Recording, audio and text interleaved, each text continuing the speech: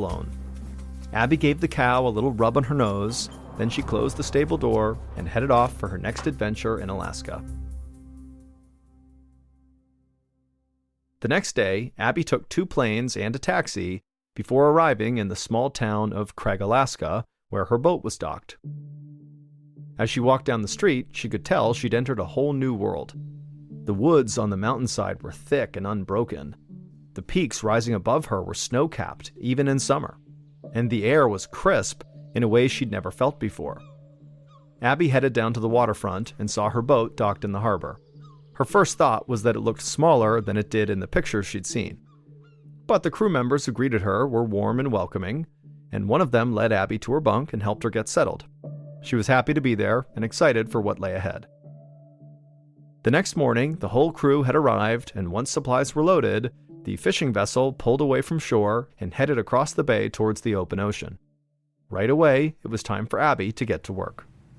She was paired with another young woman named Allison, who was a regular crew member who showed Abby how to work with the other deckhands to cast out the big weighted nets called seines. It was a tricky process. Abby had to help fling the enormous net into the waves with one hand while gripping a rope to drag it back in with the other hand. Also, the net tangled very easily and was surprisingly heavy once it got wet. Abby's first morning was exhausting. Waves kept splashing up on the deck, soaking her and making her shake with cold. Even though it was summer, the wind that whipped across the water had a bite to it. Over the next few days, Abby's mentor, Allison, taught her everything she could about working on a commercial fishing boat. Allison showed Abby how to sort the fish by weight, how to stack them neatly in coolers of ice for sale back on the mainland, how to swab the deck, how to clean the knives and hooks and nets, which were always getting soaked in fish blood and bait. And so Abby came to learn that life at sea was both messy and dangerous. But it was worth it. On Abby's first Friday night on the boat, the crew grilled a festive dinner on the deck and watched the sunset together. At that moment, Abby realized that there was nowhere else in the world she'd rather be. This was awesome. After dinner, Abby helped clean up in the kitchen, and then she flopped down on her bunk. Abby listened to the sound of the waves outside and started to nod off, but she was distracted by an odd itch in her left eye. She wondered if it was a grain of sand, or maybe a fragment of barnacle from the nets. So she rolled out of bed, went down the hall to the bathroom, and splashed cold water on her face. Abby tried to blink to kind of clean her left eye. Then she patted her face dry and went back to her bunk. She needed to get some sleep. Tomorrow was going to be another very long day of work.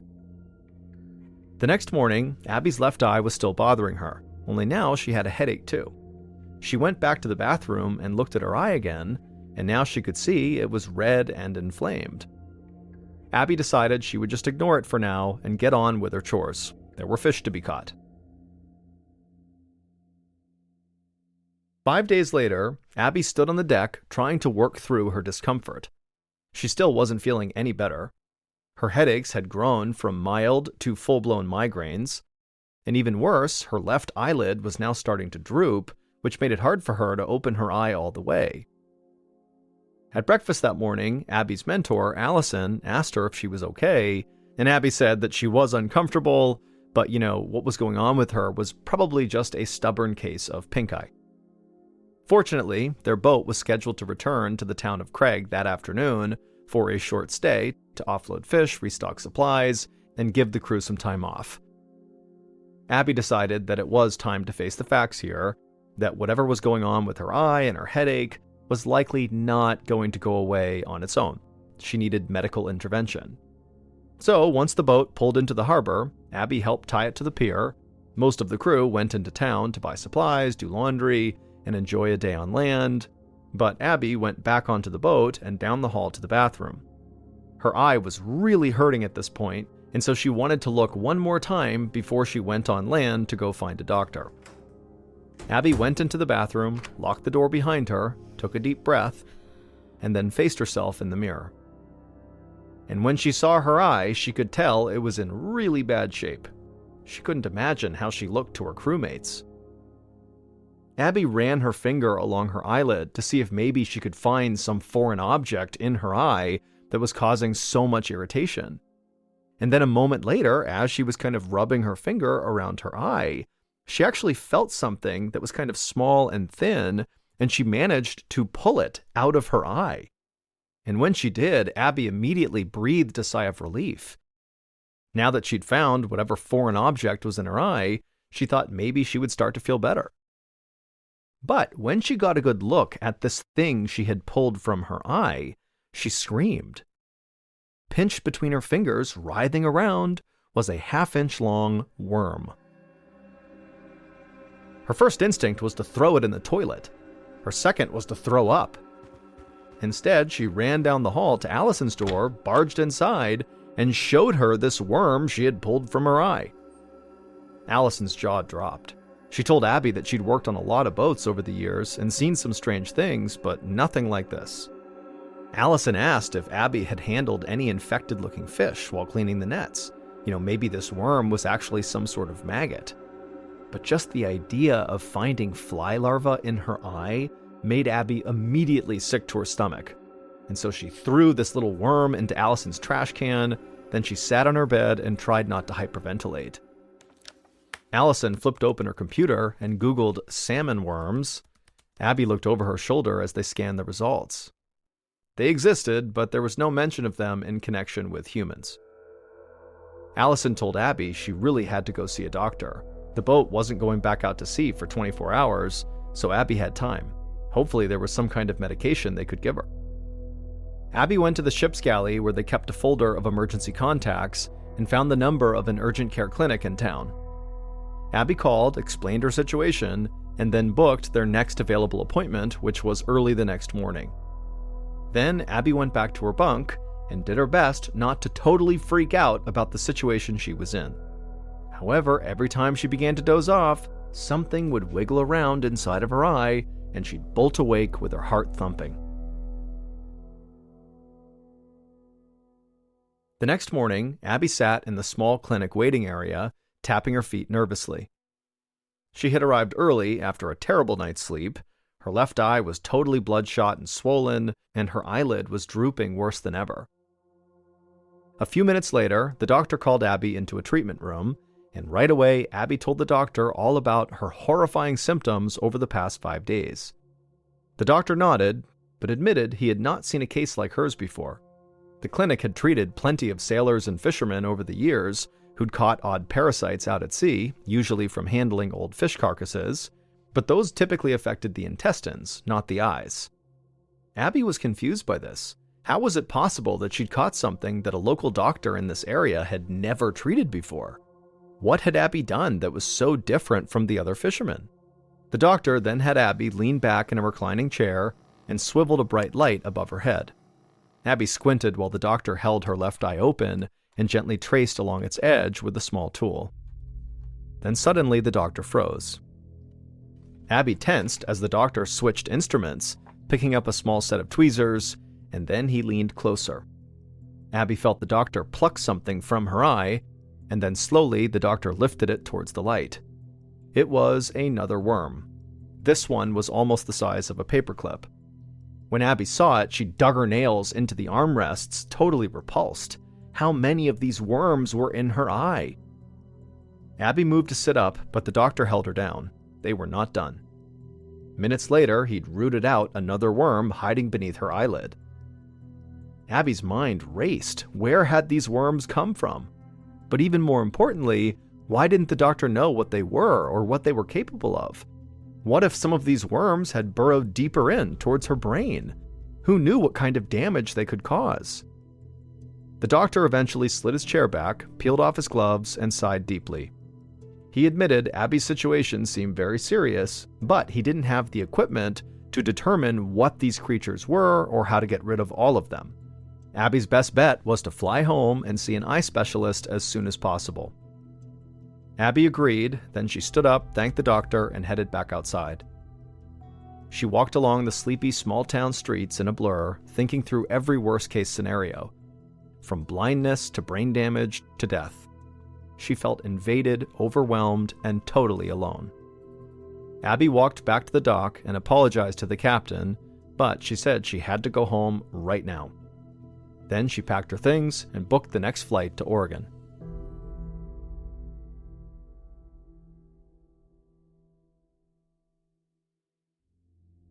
The next afternoon, Abby landed in Portland, Oregon. She walked off the plane and took a taxi straight to the ophthalmology department of Oregon Health and Science University. Her stomach churned with worry, but it felt good to be back in her home state. Abby speed-walked into the huge modern medical complex, signed in, and then asked the nurse to please hurry. She checked her eye with her phone's camera. It was still totally blood red, very puffy, and her upper eyelid was drooping so much, Abby wondered how much longer she'd even be able to open her eye at all. Minutes later, the nurse called her name and took her back to a room where several eye specialists were waiting. Once Abby was in there, she explained each stage of what had happened to her: her weeks on the boat, the worsening inflammation, all the worms she'd removed. They listened and nodded while one of them jotted notes. When Abby finished, one of the doctors leaned forward and told her that he had some good news. This was likely nothing. He said that patients often come in thinking they have some sort of parasite or weird insect in their eye, but it was usually just mucus. Abby felt her blood rising. The doctor in Alaska did not pull mucus out of her eye. They were definitely worms. He had even sent them to a lab for analysis. The doctors in the room told Abby to lie back on an operating table. One of them pulled up a chair, clicked on a pen light, and shone it into her left eyeball. Abby steadied her breathing while he inspected her eye. A few minutes later, he clicked the light off and slid the chair back. There was nothing there. He suggested she must have interacted with something on the boat and then maybe touched her eye, but whatever worms she'd contracted were gone now. Abby pleaded with them to please wait a bit and try again. She'd gone to bed last night feeling worms moving around in her eye, so she knew they were still there. And so the doctors exchanged doubtful looks, but agreed to let Abby linger a bit longer since she'd come all the way from Alaska. They all got up and left Abby alone in the examining room. Abby sat there staring up at the ceiling, feeling more and more impatient. For once, she actually wanted the worms to be there. Finally, about half an hour later, she felt one squiggle under her eyelid. She shouted for the doctors who were out in the hallway. They dashed inside, peeled back her left eyelid, leaned in close, searching with the light, and then one of the doctors let out a startled shriek. Abby almost laughed. It obviously was not a good sign for experienced medical professionals to react this way, but at least they were seeing what she was seeing. The doctor removed the worm they just saw and placed it in a sterilized container for testing, and then continued examining Abby's left eye. Within minutes, they'd found another 2 worms. The doctors were buzzing. None of them had ever seen anything like this. They asked Abby loads of questions, but Abby mostly had questions of her own for them. Where had she caught these worms, and how could there be so many? Were they breeding and reproducing in her eye? How dangerous were they? And what if this was just the start of something much, much worse? But the doctors were almost as baffled as Abby, and they couldn't really answer her questions, leaving her feeling scared and frustrated. When the appointment was over, Abby left the building and sat in a patch of grass out front. She closed her eyes and tried to focus on the warmth of the sun, but she could still feel the worms moving beneath her eyelid. The following week, one of the world's leading parasite experts, Dr. Richard Bradbury, strode to the front desk of the CDC's headquarters in Atlanta, Georgia. The receptionist handed Dr. Bradbury a package marked urgent.